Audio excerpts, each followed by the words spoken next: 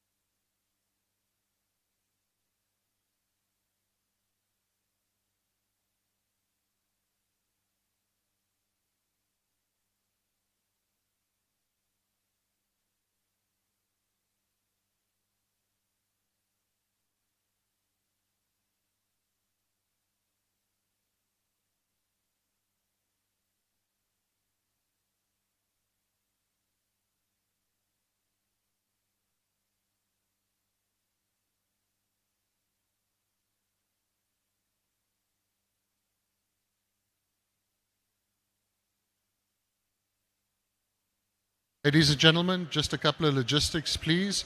If I could ask you just to have a look at the lanyard tag that you have. If you can see a red dot on your lanyard tag, then the front few tables are reserved for the people who have the red dots on their lanyards. If you do not have a red dot on your lanyard, please would you just make space for those people. Those front few tables have been reserved for people who have the red dot on their lanyards. Thank you very much.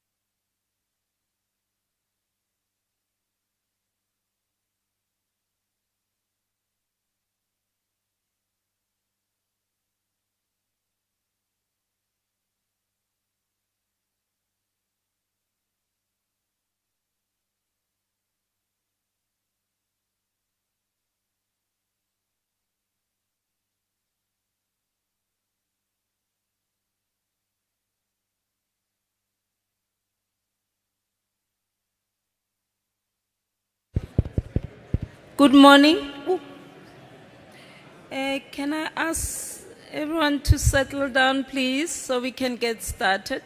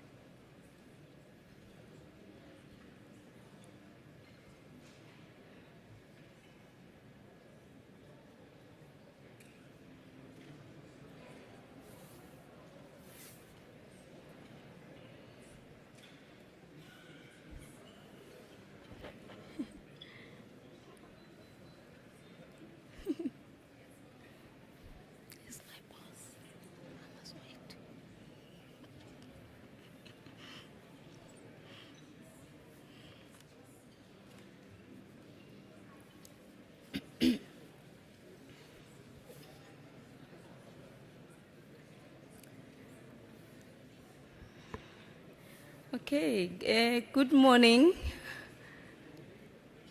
I don't hear anything back. You know, I'm African. Greeting is very important. And, you know, because today is Heritage Day, what I thought, instead of me telling you, greeting you in all the South African languages, I thought because we have such a diverse audience today, I am going to greet you in my home language. And please, can I ask that you respond in your own home language? Is that good? Okay, cool. So, dumelang. Awesome. Honorable ministers and honorable dignitaries, distinguished guests, and as we say in South Africa, all protocol observed. Welcome to South Africa and welcome to this beautiful Karoo. It is truly a privilege to host all of you here on Heritage Day. My name is Ponso Maruping and I am the Managing Director of the South African Radio Astronomy Observatory. So essentially this is my home and today it is your home too. Heritage Day is a special day for South Africa. This is the day where we celebrate many cultures, languages, traditions that give South Africa its strength and richness. And today we are doing a similar thing with having the many cultures, languages, and traditions come together to celebrate this amazing site and this amazing project of building the best world-class radio telescope, both in South Africa and in Australia. This project really represents the essence of celebration of heritage. Not only the heritage of one nation, but the shared heritage of humanity. Timeless curiosity about the universe, a determination to work together across borders to search for answers is what this project really represents. For as long as people have walked this land and looked up the sky for guidance, they've always looked up at the sky for guidance. Here in the Karoo, the Khoisan people are among the first astronomers. They use the stars as a compass and a calendar. They wove it into their stories and a creation of life. And I hope that you had an opportunity to talk to the astro guides in the exhibition area who tell the stories that originate from this area about what astronomy means to them and how it links to their culture and heritage. To them, the Milky Way was not just a glowing band in the night sky. It was a pathway, a reminder that the heavens and the earth are forever connected. Africa has always been a continent of sky watchers, and I imagine other continents too. Across the history, communities have named the stars, they've drawn meaning from the constellations, and used the night sky to shape agriculture, navigation, and spiritual life. The Cosmic Echoes exhibition tells a little bit about those stories as well. And in this case, it's not just from Africa, but it's also from Australia, where we are building part of the SKA telescope. Today, on this very same soil, South Africa, together with our international partners, is continuing that tradition of a new way, where we are building the most powerful radio telescope the world has ever seen. The SKA will allow us to look deeper into the universe than ever before and unlock mysteries of the cosmos that have inspired human imagination for centuries. So on this Heritage Day, let us remember that the search for knowledge is one of humanity's oldest traditions, and it may well be one of the greatest legacies that we can leave for the next generation to come. Happy Heritage Day to everyone, and let us begin this exciting journey of the day. So I am going to manage the program for you today. Because I know that you are not here for speeches, I will try and make sure the people who come up here stick to time. Just remember, some of them are my bosses, so I might not be able to tell them to stop now. So please be kind with me. But I know that what you are mostly excited about is to get out there and see what we've been raving about this whole time. So I will now call Ms. Funeka Khumalo, who is representing the NRF board, to do an official welcome for us.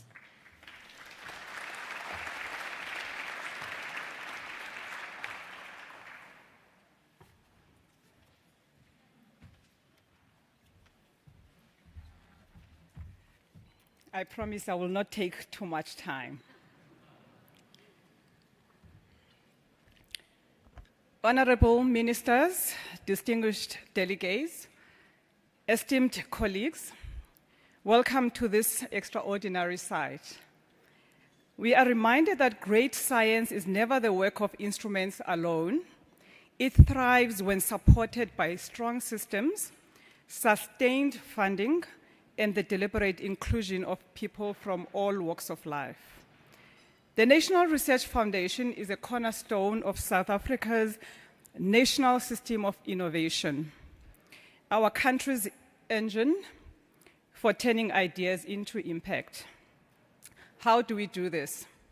We do this by funding leading researchers whose work shapes policy and innovation, supporting postgraduate students, the future leaders of science, providing national research infrastructure in fields from astronomy to aquatic sciences, particle physics to public science engagements.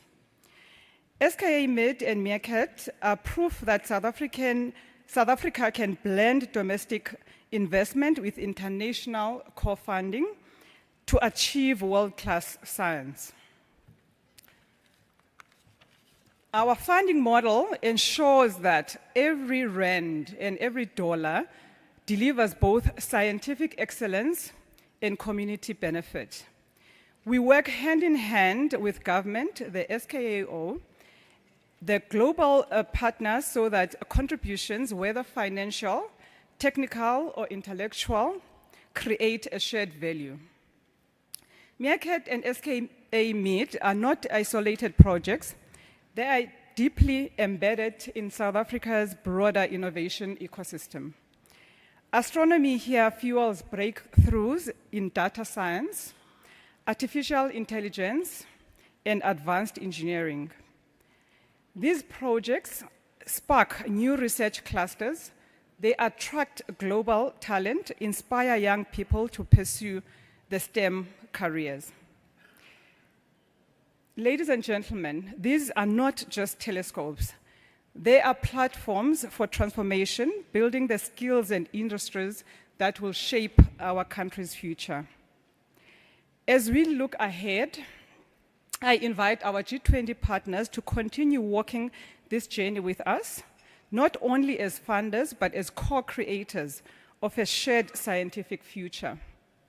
Together, we can ensure that the discoveries made here will inspire, empower, and benefit generations to come. Honorable ministers and delegates, welcome to the shed.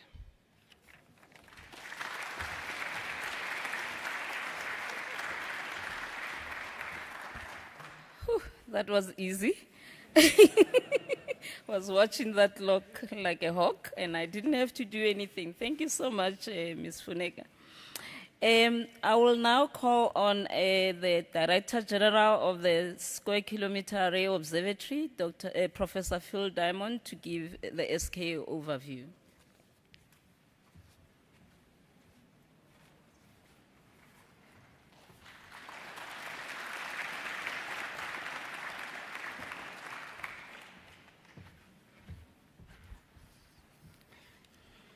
Thank you, Ponso.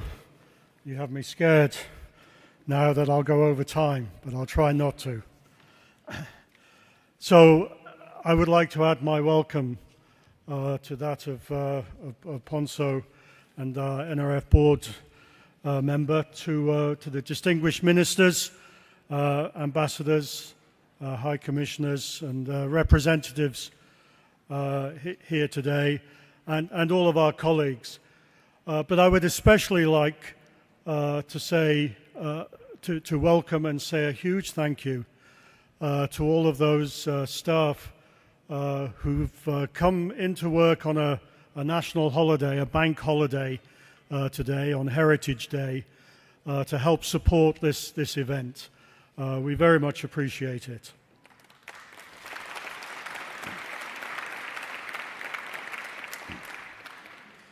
And also, as Ponso has indicated, I'd like to welcome you to what is one of the SKA Observatory's 3 sites. One might ask why this site was chosen, why here in the Northern Cape, in the Karoo. Well, it was back nearly 25 years ago, in the early 2000s, when the SKA concept was in its infancy, that South Africa began to develop interest in hosting the Square Kilometre Array. And at that time, the nascent organization was undertaking surveys of potential sites around the world which might be suitable. And South Africa put its name forward, and there was a lot of work done. Colleagues, actually I had hoped one of them would be here in the room, but he's obviously taking advantage of the bank holiday, found this site, drove out here with a few other people. There was nothing here at that point, and they identified this as a future site for both Meerkat and the SKA. Key characteristics are the low population density, which in turn translates to a radio quiet site.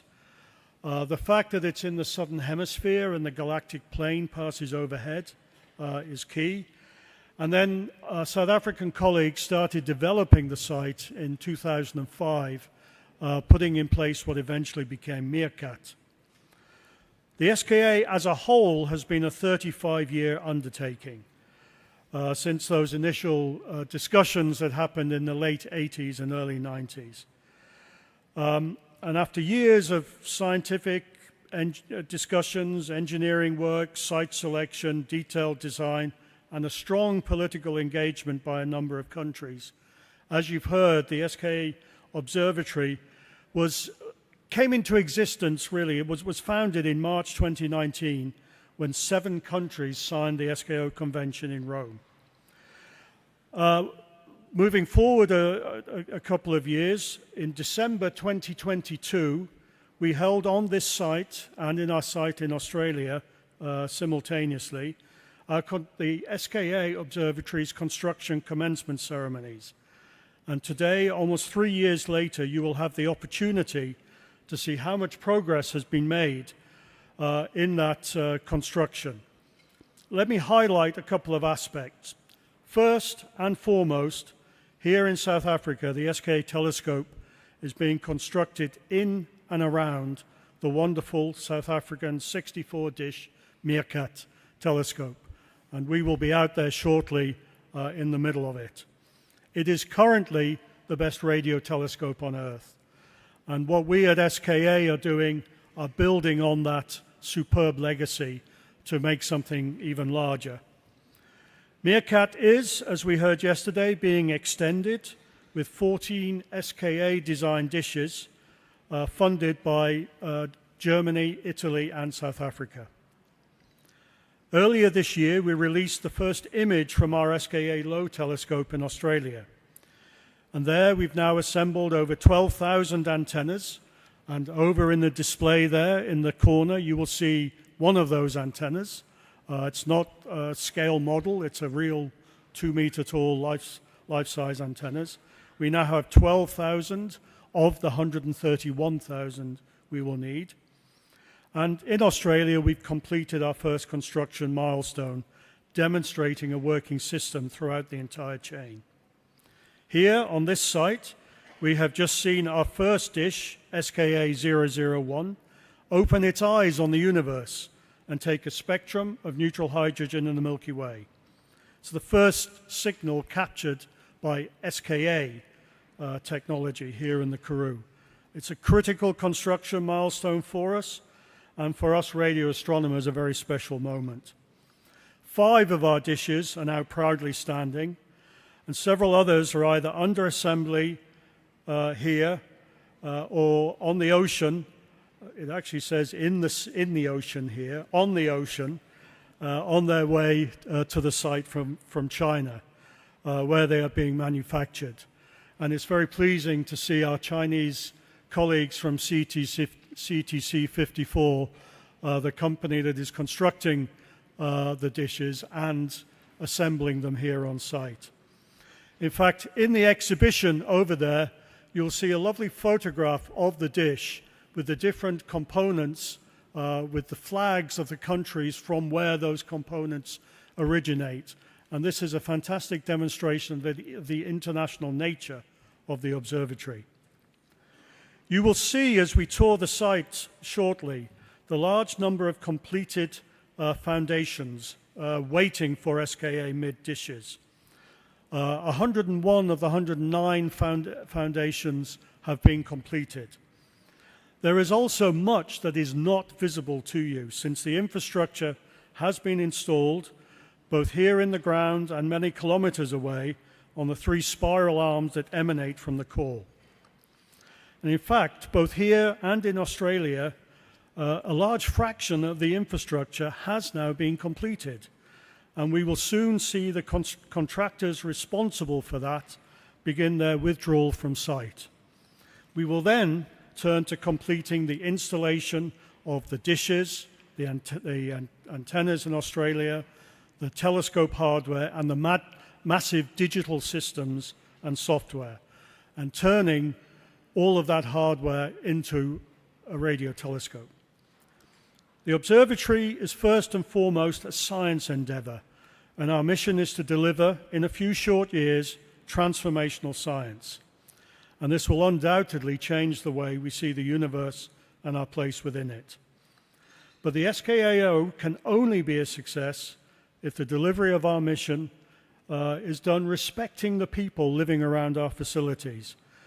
You see some of these people here participating in our event today. And please do peruse the stalls and visit the robotics display. That's great fun, by the way, if you haven't done that yet. But we must also respect the environment where we're building our facilities and more generally respect our shared planet. As such, sustainability has been at the core of our delivery from day one. And there are countless case studies across the entire partnership demonstrating how the SKA is already helping addressing several of the UN Sustainability Development Goals. We're science-driven, but we're also impact-driven. And already some years ago, we put together a working group to look at the socio-economic impact that we've made and made sure to include this topic as part of our narrative and not as a nice thing to have. It really is one of the drivers of our decision-making processes. And on the planes today, you should have all received a copy, the very latest copy of our Contact magazine, which is published 3 times a year. I think it's a beautiful publication aimed at the educated public. But this edition focuses specifically on impact. So if you didn't have a chance to read it on the way out, please do so on the way back. I see you, Ponzo. I should remind our audience here that in less than 100 years, radio astronomy has had a major impact on our world, from the awarding of 3 Nobel Prizes through to the development of groundbreaking technologies. And building on the shoulders of these giants, the SKO will expand this legacy for the benefit of tomorrow's society. So I would like to conclude with just an acknowledgement of the enormous confidence that the members have in South Africa as a trusted host for the SKA Mid-Telescope. And we enjoy and will continue to do so for many years, working very closely with our colleagues at the South African Radio Astronomy Observatory. Thank you very much.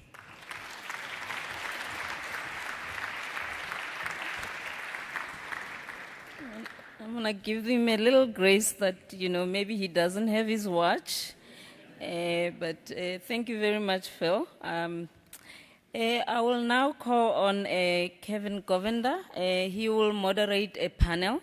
Kevin is the director of the Astronomy for Development. Anyway, he'll tell you who he is. So Kevin, please come over and he'll introduce his panelists as well. Thank you. Thank you very much. So maybe I can call my panelists to the stage. So we have Mr. Isaac Magologo. He's a young radio astronomer and PhD candidate at the University of Witwatersrand in South Africa, funded by the South African Radio Astronomy Observatory's Human Capital Development Program. Isaac, you can come to the stage. We have Professor Jessica Dempsey. She's the current director of Astron, the Netherlands Institute for Radio Astronomy, and incoming Director General of the Square Kilometre Array Observatory, taking up a role in June 2026. Then we have Professor Michelle Doherty, the UK's Astronomer Royal, and Executive Chair of the UK Science and Technology Facilities Council, and incoming President of the Institute of Physics. And we have Dr. Phil Mjwara, South African Ambassador to UNESCO and former Director General of the South African Department of Science and Technology. Let's give them a hand. We have a great panel here.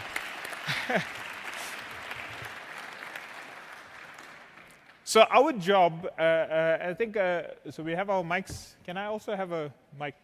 Okay, maybe I'll borrow one of these. So our panel, our role is to sort of give you a bigger picture of why we're here today. And so we have the privilege of having these esteemed guests. I thought to help you give the bigger picture, I brought this. This was a resource my wife and I used to use with kids. It's made of satellite images of the Earth, and it gives you a nice picture of sort of what the Earth would look like from space. And on this Heritage Day, we may be celebrating Heritage Day here in South Africa, but this is our united heritage. This is our planet. And you know, to paraphrase from the preamble to the South African Constitution, this planet belongs to all who live in it. And we are united in our diversity. I noticed the South African emblem there, the coat of arms says, so if you read in the green, which means that strength in diversity. So today, we are all here today. We are coming together because on this tiny planet, when we look at it from space, we don't see the country borders and we don't see the things that divide us. But also, when we're on this planet, we explore beyond the planet. And we are here today at an astronomy facility, and when we look out from this planet, we look at a sky that is part of all of our heritage. So with that, let me jump into it and start with maybe asking you know, a question that that many of you may be wondering is why do we do what we do? So I'll start with Isaac. You know, when we spoke, you said you were one of the products of South Africa's investment in astronomy. So maybe you can tell us your story and share with us from your perspective why we invest in astronomy. Thank you, Kevin. Good morning, ministers, distinguished guests, colleagues, and friends. It is a great privilege to speak to you today on Heritage Day, a day when we reflect not only on where we come from, but also on where we are going as a country and as a continent. My name is Isaac Maholeho. I am proud to say I am a product of South Africa's investment in astronomy. I was born and raised in Makaunyana. It's a village outside Mabopane. Growing up in a rural community, I never thought that one day I would be leading the data processing and science analysis for an international collaboration using one of the world's most radio telescope, the powerful radio telescope that is Meerkat. That was made possible from the vision that is Sereo's Human Capital Development Program, which has funded me from the very first year of my undergraduate studies right up to today. That support that I got from the HCD program was a life-changing support, not only for me, but for my family as well, because the bursary didn't just pay for tuition. It also allowed me to help renovate our home, to install solar panels at home, and also to create a better environment for my siblings to study in. So for a young student from a village, that was more than just a financial aid. It was dignity, stability, and a chance to dream bigger. So beyond the finances, the HCD program, which is the Human Capital Development Program, gave me mentorship, opportunities, and exposure to world-class science. After my honors degree, I had a chance to intern at Sereo, right here in Carnarvon, where I met some of the researchers who helped me find a project that I was truly passionate about. One of those is Dr. Lindsay Magnus, who guided me toward the projects that eventually became my master's and later my PhD. Today, I am a principal investigator for one of the largest Meerkat surveys of galaxy clusters, working with international partners from the South Pole Telescope and other observatories. Together, we are discovering some of the faintest radio signals ever detected from the distant universe. These discoveries are not just pushing the boundaries of astrophysics, they are placing South Africa at the center of international astronomy. And the reason I share this story is not only to speak about myself, but to show what happens when you invest in young people. So when you ministers commit resources to science and education, you are not just funding telescopes or bursaries. You are building people, you are building communities, you are building futures. And I strongly believe that astronomy is uniquely powerful in this regard because astronomy is not only about looking at the stars. The skills we gain in processing, for example, massive meerkat data sets using advanced computing, machine learning, and artificial intelligence are the same skills that are vital for the future economy in climate science, in healthcare, in technology, and in data-driven industries. So what I'm trying to emphasize is that when you invest in astronomy, you are truly investing in the training ground for the fourth industrial revolution, which I believe will benefit all of us. Thank you. Thank you very much, Isaac.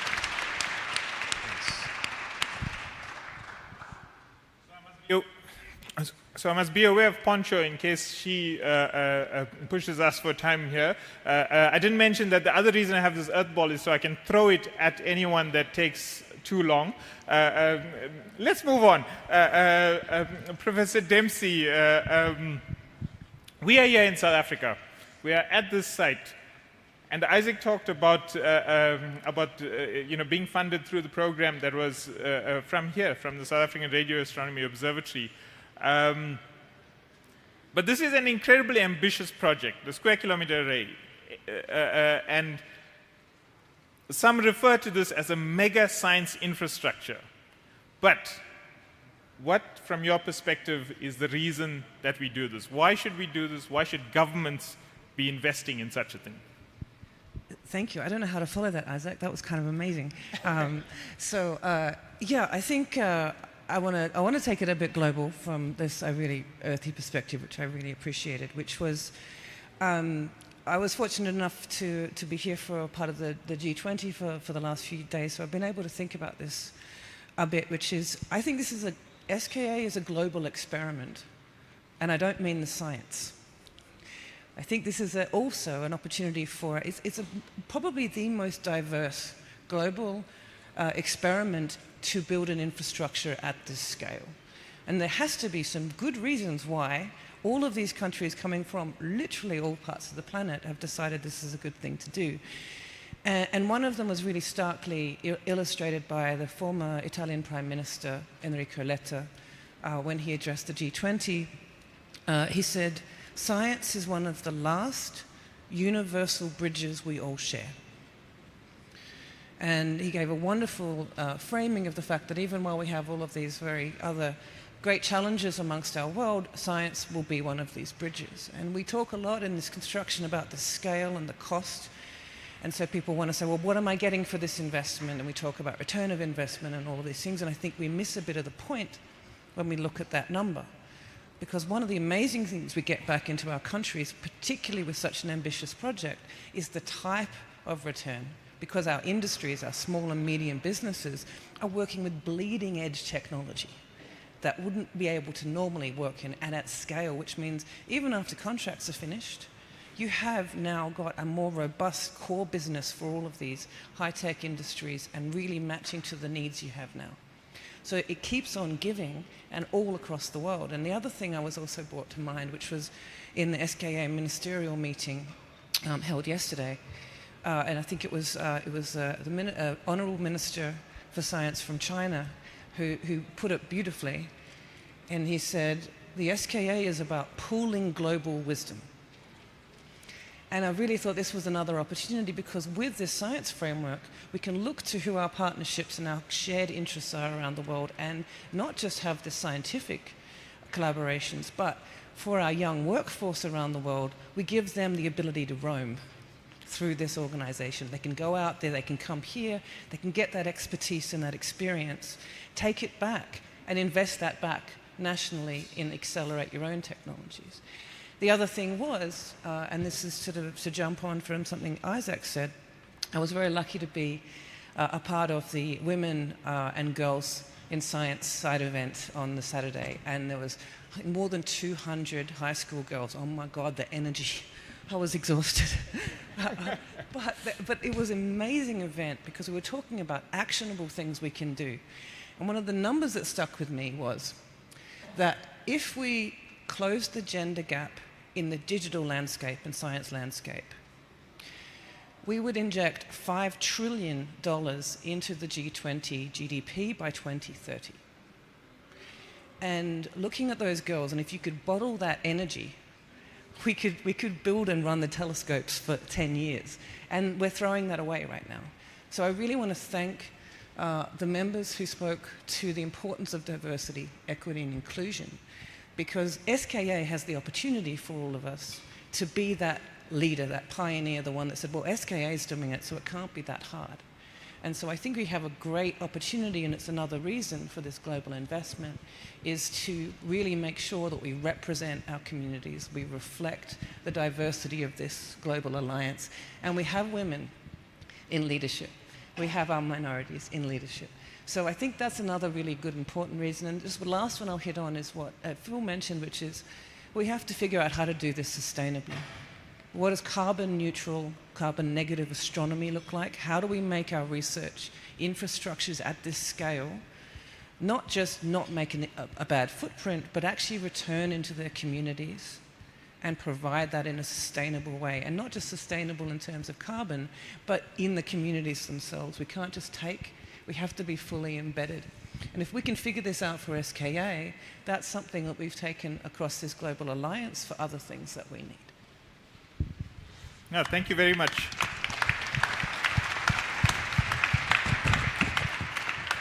So I must confess and apologize that I'm very poor at protocol. I keep wanting to call you by your first name because you are so friendly, but I also feel I should call you, respectfully, Professor Doherty. Let's turn to you next, Michelle. When we talk about big science, we can't get bigger than some of the science you've been involved in. She has an instrument on its way to Jupiter at the moment, and she's been involved in these massive explorations. Maybe you can take through the audience as to why are such missions and such explorations important to us here on planet Earth? Why should we invest in curiosity-driven science? Of course I can do that, but before I do, let me just tell you the reason I'm sitting here is because I'm assuming you can't throw that ball quite as far. I'll put it on the chair. So before I talk about how important curiosity-driven science is, I just wanted to say that, like Isaac, I'm a product of the South African education system. I was born and brought up in South Africa. I left after my PhD and I went to Europe, and I've spent 35 years now in the UK, and so I'm a product of the UK research and innovation landscape as well. But it's what I learned in South Africa that essentially set me on the path that I am on now. And in fact, my first view of Jupiter and Saturn was through a telescope that my dad built in our garden in Durban. I never thought I would end up building instruments that would go to both Jupiter and Saturn. And for me, what SKAO stands for is how, by pulling together people from across the world, collaborating with people from across the world, you always get the best outcome. All of the involvement I've had in a NASA mission to Saturn and a European Space Agency mission to Jupiter, the best outcomes that we achieved and will achieve is because we're working across international boundaries.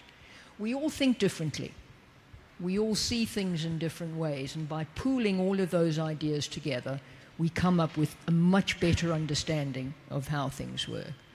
I mean, from my perspective, I see us as explorers, just like the early explorers went out in ships and realized the Earth is actually round, as Kevin has showed us, rather than falling off the edge. What we are doing in SKAO and what we're doing by sending spacecraft out into space is we're exploring our environment, we're getting an understanding of where we come from. Some of the work I did on the Cassini mission to Saturn, we discovered a water vapor plume at one of the moons. And by looking closely at that moon, we realized there's a liquid water ocean underneath the surface of the moon. And that is a place potentially where life might form. What we're doing with SKAO is we're getting an understanding of our universe, what we can see in the night sky, and it's going to allow us to set the scene for further exploration in the future. But I think what scientists are not always good at is describing what they do to the general public. And I think SKAO does that so well. If you can't pull people along with you as to why you do a great science vision, then we're going to lose them in the process. And I think that's one of the things that is being done so well, both here in the UK and in Australia, when we talk about SKAO and how important it is. And I think I'll stop there because I can see Poncho and she's looking at me. Thank you. No, thank you very much. So I'm going to move now to, I believe it's Your Excellency, Dr. Mjwara. We've been taken on a journey, and we've heard about the impact on people, about the curiosity-driven science, about these things out there. Maybe you can now bring us back down to earth from your perspective within the UNESCO and the United Nations system. Maybe talk to us about the most critical global challenges that humanity is facing today, and the role that science has to play. Thanks very much, Kevin, and Your Excellencies, ministers, distinguished guests, and fellow panelists.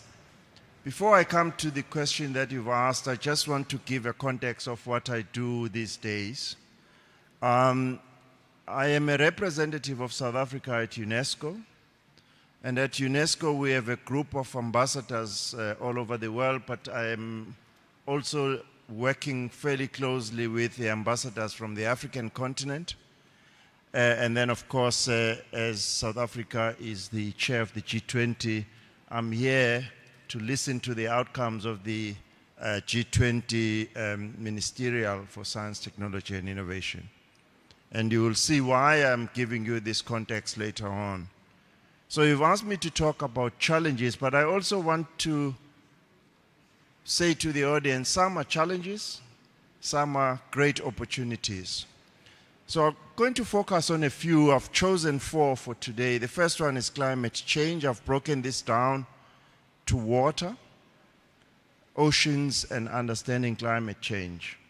Of course, there are many others. And then the second one that I've chosen is health. We've been told that we are entering the age of pandemics, and people all over the world are looking at the One Health idea, zoonotic diseases that are getting into human beings. And then AI, is it an opportunity or is it a challenge? And then one that we have in Africa is I've been told that 35% by 2050 will be young people in Africa. Fortunately, at UNESCO, there are programs that are trying to understand some of these challenges and what can be done. So I'm going to share this with you quickly, and then I'll link that to SKA and what SKA can do to assist in the continent, of course, globally. There's a program called Priority Africa, and this is really trying to say within the assets that UNESCO has, how can Africa benefit from these assets? So they've got climate change, a program called the Men in the Biosphere program. So they have these biospheres all over the world. And they are trying to pilot as a living lab how, as human beings, we can bring our climate change solutions to climate change at a local level. They have a program called the Intergovernmental Oceanographic Commission, that is looking at early warning systems for tsunamis, but also just the early warnings for when we have rise in temperatures. In UNESCO, we have a number of countries that are called small developing island states, and we all know what is happening to some of them. They will disappear in the next 5 or 10 years, so it is important to have an early warning system. They have an IHP program, Intergovernmental Hydrological Program, that is looking at the water cycles. And then they have gender and youth. Now, why am I choosing these programs and I'm sharing them with you? Is because we do know that once the signals of the SKA get onto the dishes, the rest is just a data collecting and a data processing machine. So, as we've heard from Isaac, you are developing expertise on how to just manage these large amounts of data. You have to store it, you have to preserve it, and you have to try and make sense out of it. So we will have data analytics, we will have AI and machine learning. This one I wasn't sure whether I should say scientists are lazy or scientists are very inventful, because you are not going to get all the objects that you want to see from this large data using eyes only, or techniques that are traditional. I suspect there's going to be a lot of AI and machine learning that you'll be developing in order to identify what you're looking for. And therefore, SKA can play a very, very important role in the development in Africa and the continent by continuing to train young people, and hence I brought the 35% of youth by 2050 through the bursary program that Isaac has benefited from. I have to say that as an ambassador, I don't have a sense of numbers anymore, but I was told that the program only accommodates 250 students. It sounds like a very small number, but please don't take an ambassador's assessment of numbers seriously. But I would still think it's a very small number, so to have an opportunity to, and here there are many, many partners, maybe to make that number 4 times in order to meet the challenges that we have. And I'm also aware that within the SKA and Sarau in particular, you have an Africa Radio Astronomy program, the DARA program, and we are grateful to the partners that are working with South Africa on these. And I think these are excellent instruments to drive development through science in the rest of the continent.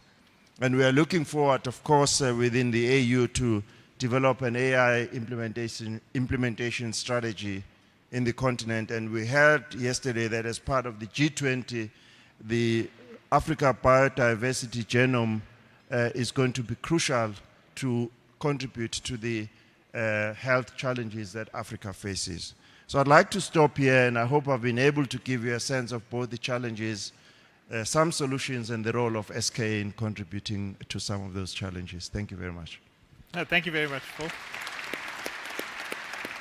So we're going to take a quick reflection now. What we did was, in preparation for this event, we asked people around the world, especially within the network of the International Astronomical Union, we asked, what do people think that the G20 science ministers should hear, and what would their messages be to the G20 science ministers? So if our technical team, we made a short montage of some of the videos that we received. So not just the voices of our esteemed panel here, but also some voices from around the world. Are we good to go? What does astronomy mean to us? Perspective. Limitless. Connection. Future. Grounding. Curiosity. Hope. For me and my community, astronomy is more than science. It is a source of inspiration, curiosity, and unity. Astronomy goes beyond studying the universe. It brings people together. We aim at using the sky as a bridge to connect people, artists, children from the favela, with people, students, professors, and scientists from the university. I urge G20 science ministers, when you invest in astronomy and science, make sure it reaches every community equally. Astronomy reminds us that we are one planet facing common challenges which demands global solutions. Technology developed by NOVA astronomers is being used to monitor the health of our planet, to cure cancer, and to watch out for security threats in space. Please make use of our expertise in astronomy and astronomy education. Using astronomy, we have inspired tens of thousands of young girls, showing them that science is not out of reach, but with the right support, these girls can become the scientists, engineers, and leaders who transform their communities. Astronomy teaches us to see Earth how it truly is, a single, fragile planet suspended in the vastness of space. A wise man once said, "It is astronomy that gives us the perspective we need to change the world." Supporting astronomy is not a waste. Supporting astronomy means you are investing in science, you are investing in people. Fundamental science is the cradle of a modern society. It drives the entire process of research and innovation that is responsible for our well-being, health, but also industrial healthiness and national security. I call on the G20 leaders to support initiatives that connect astronomy with education, open. We will send our applause out into the world. These are just short snippets. There's part of the exhibition where you can see the full videos. But these are the people we serve. These are the people that we inspire. When we explore the universe, it's that we explore on behalf of humanity. So I'm going to round up now by allowing our panel in the same order to maybe give their final messages to our distinguished guests. Isaac. Thank you. Ministers, my message to you is simple. Keep believing in young people. Keep investing in science. The returns go far beyond research papers or publications. They uplift families, they empower communities, and they prove that Africa can lead in global science. Thank you very much for your support. What he said. No, following you, Isaac, is really hard.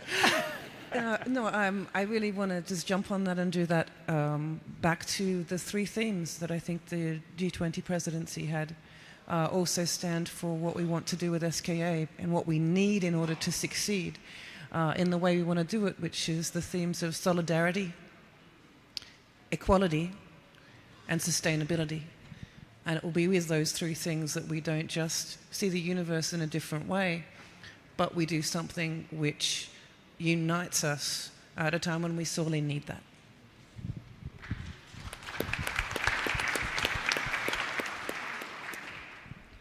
So can I say just what Isaac and Jessica said, but I'll add a little bit more to that as well. I think for me what Isaac touched on, and that is the youth of today. You know, the other three people that you have sitting on the panel, we used to be young, but because of the support we got and the funding and the excitement that was generated in us, we ended up doing what we have done in our careers, and Isaac is on that path now. So let's make sure we continue to support the youth of today across the world. And on the international front, as you can tell, that's really important for me. We can get the best out of ourselves if we all work together. So can we just make sure that we continue to do that and up it if we need to as well. Thank you. Thanks, Kevin. Two messages. The first one is I was really inspired by this idea of anticipatory leadership that we had a couple of days ago. So I hope that the political leadership that we have here today have taken those words seriously. And then the second one is that we need, as the scientific community, to continue to engage with political leadership. And this project, I think, has done this very, very well. And I just want to say, as an ambassador, please trust ambassadors to be your bridge between the scientists and the politicians. Thank you very much. Thank you very much. So if I can round up, I think that there were some key points that came up, and I wish we had more time. So please, I encourage all of you, engage with our panelists during the course of the day, and as you see the site, I think those words, and I challenge you to, if you haven't tried, to learn those words. Ike kara ike, strength in diversity, and this is what we're all here about. And you know, I think my closing message to you would be, when you go back to your countries, when you look at the stars, remember this day. When you look at a sunset or a sunrise, remember this day and remember what you've seen here. When you look at the moon, remember what you experience here today, and remember that in our exploration of the universe, it's our responsibility to drive humanity forward. So thank you very much to the panelists, and thank you all for your attention.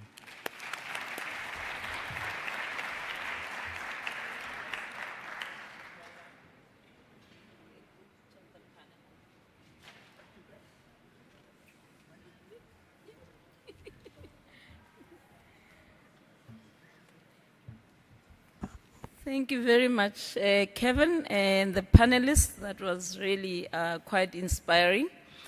I did forget to mention earlier, please pay attention to these safety notes that are on your tables. The people with the orange vests are sitting there at the back. So if you have any health or safety emergency, just reach out to them and they will assist. We will now continue with our program. I will now call on the Director General of the Department of Science, Technology and Innovation, Dr. Mlungi Sicele, on behalf of Minister Nzimande to deliver a keynote address.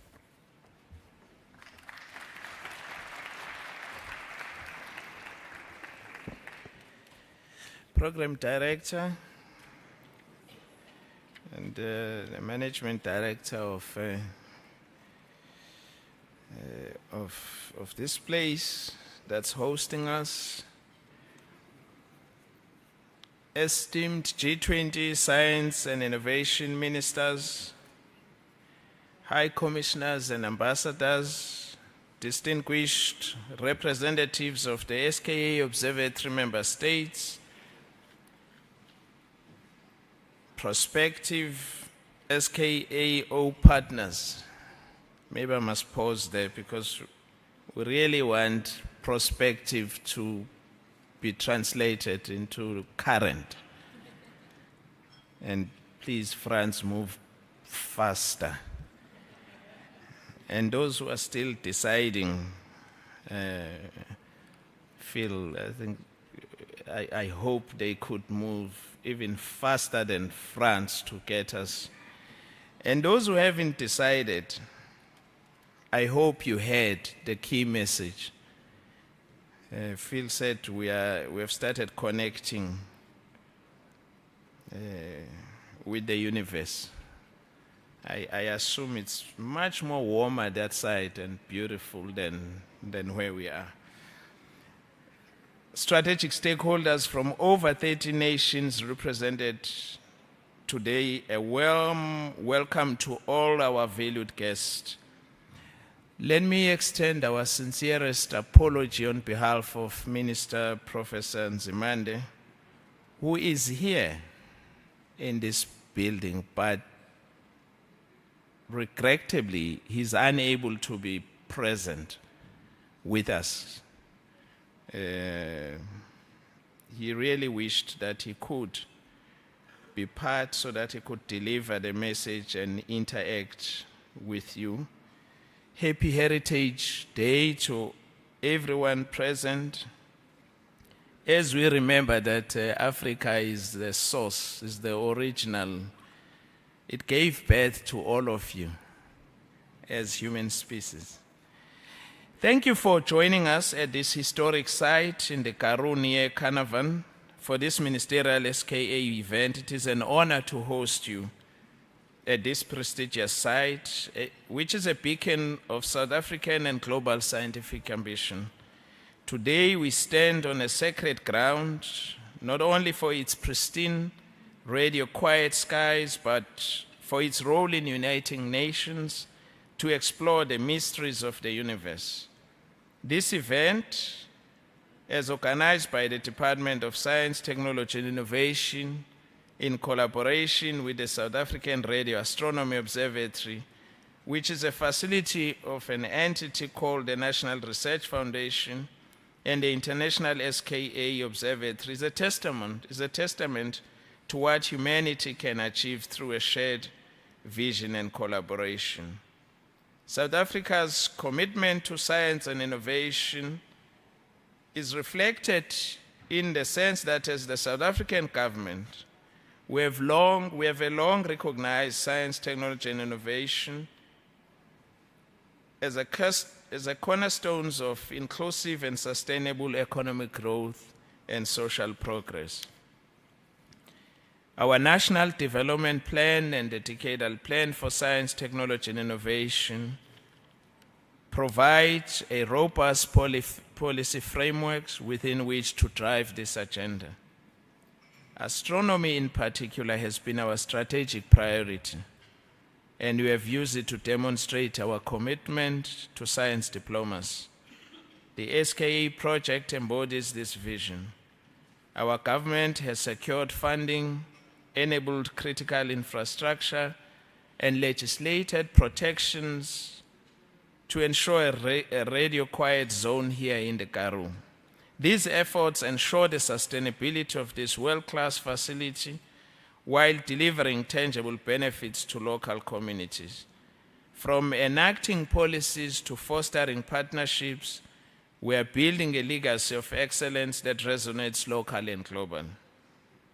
South Africa's investment in large-scale research infrastructure like the SKA MEAD and its precursor MEACART positions our nation as a global leader in astronomy. The MEACART telescope, already one of the world's most powerful, has produced over 500 scientific publications, thus pushing the boundaries of discovery. The SKA MEAD, which is now under construction, will further elevate our capacity to probe the cosmos and other dimensions. And this is not just about telescopes. It is about human potential. The SKA project is a catalyst for developing the next generation of scientists, innovators, and engineers. Over 1,700 grants and bursaries have been awarded, with 90% graduation rates across all fields. Just in this province called Northern Cape, 90% of our staff are local community members, and we have trained over 300 artisans in Carnarvon. Our strategic advantages include dark skies, rich biodiversity, paleontological treasures, make South Africa a unique hub for scientific discovery, thus contributing to humanity's understanding of the universe. Hosting the SKA MEAD positions South Africa and the African continent as a serious contributor to frontier science. This project is a symbol of Africa's growing role in knowledge production. We are not just participants, and with us, we don't want to remain observers as well, but we are working toward becoming leaders in this endeavor. 8 African SK partner countries have benefited from investments that have been provided in the form of grants to establish astronomy programs, thus fostering a Pan-African scientific community. SKA offers opportunities for African nations to engage in cutting-edge science, engineering, and data analysis, among others. This is more than a telescope, we emphasize. It is a platform for Africa to shape humanity's cosmic narrative and answering fundamental questions about the birth of various planets and the origins of our lives. Our journey in astronomy stretches from early observatories to the groundbreaking MEACART and now the SK MEAD. This trajectory reflects South Africa's tradition of scientific excellence and innovation woven into a broader national strategy. Initiatives such as the hydrogen economy and space science programs complement the SKA initiative, showcasing a coherent vision for advancing knowledge and innovation. The SKA is a triumph of multilateral cooperation, with 16 member countries across 5 continents and contributions from countries or nations like China, Italy, and UK in building telescope components. This project exemplifies global unity in pursuit of discovery. The first 4 SKA dishes, now undergoing rigorous testing, mark a milestone in this shared journey. The SKA is more than a scientific endeavor. It is a driver for socio-economic transformation. Since the start of the construction of Meerkat, over 8,800 direct and indirect jobs have been created in this region. We have invested about 288 million with local suppliers, and through contracts like the one with Power Denso employed 301 local people for the construction. Small businesses are thriving with 101.5 million distributed through financial assistance programs.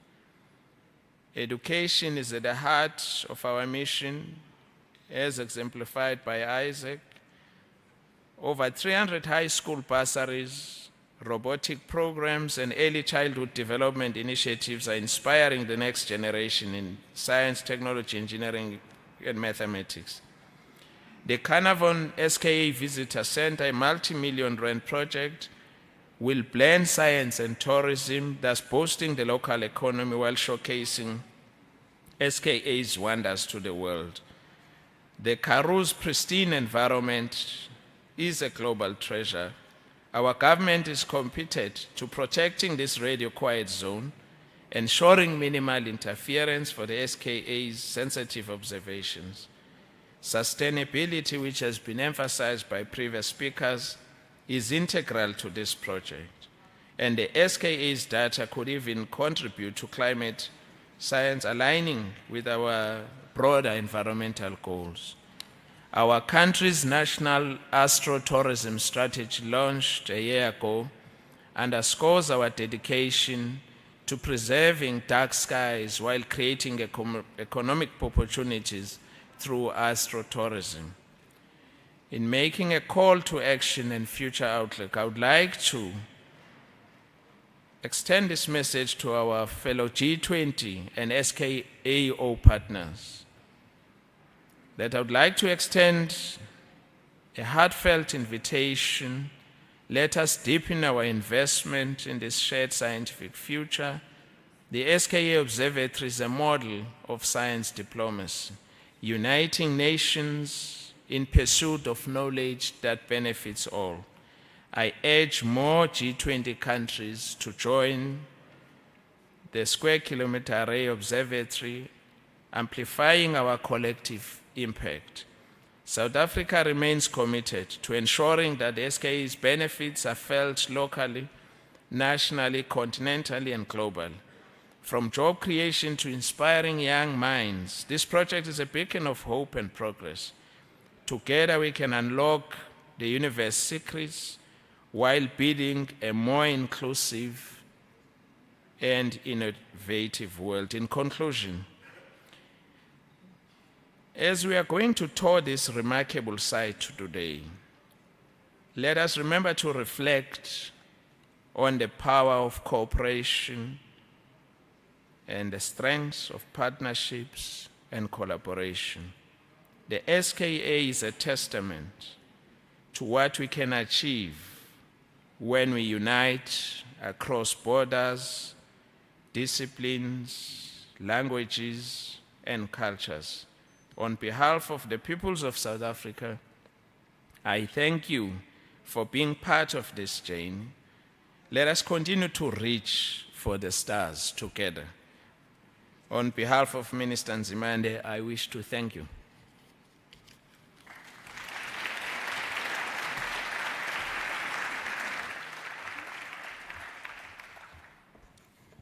Thank you, Digitele. I promise you we are almost done. You will get to go explore the telescopes that we've been talking about. I will now call on the chair of the SKO Council, Dr. Filippo Zebi, to give a vote of thanks.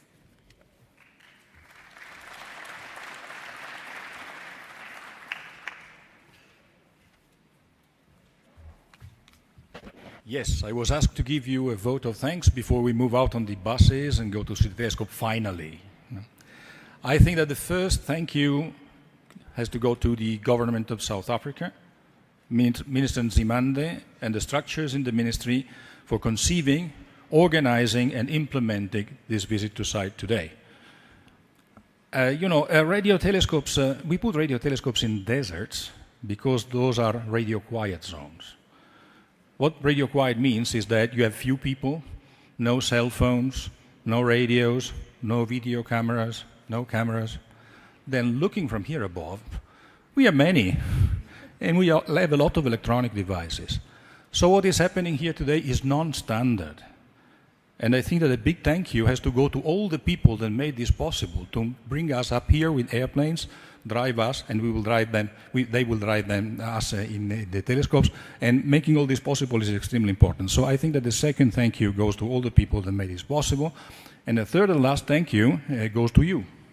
You for coming here and sharing with us. We are more used to be here for obvious reason. The emotion of being here in this exceptional site, and also an exceptional infrastructure, as you will see. So, thank you.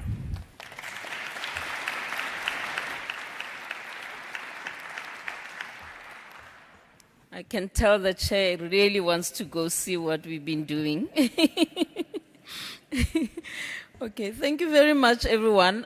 The formal part of the program is ended now. I just wish to thank everyone that has contributed to this program. What we will do now is ask the delegates to go through the exhibition area. There will be buses, I specifically says here luxury buses waiting for you. You will then be directed into the buses. In each bus, there will be someone guiding you through the site. Because it's very windy today, we might not be able to move the dishes around. So if they are just standing still, it's not because they don't like you being here. We really don't want to destroy them because of the wind. And then once we are done with the visit in the core, we'll come back here for lunch. So please stay with the groups. There will be people guiding you. But please go and enjoy the visit to this telescope.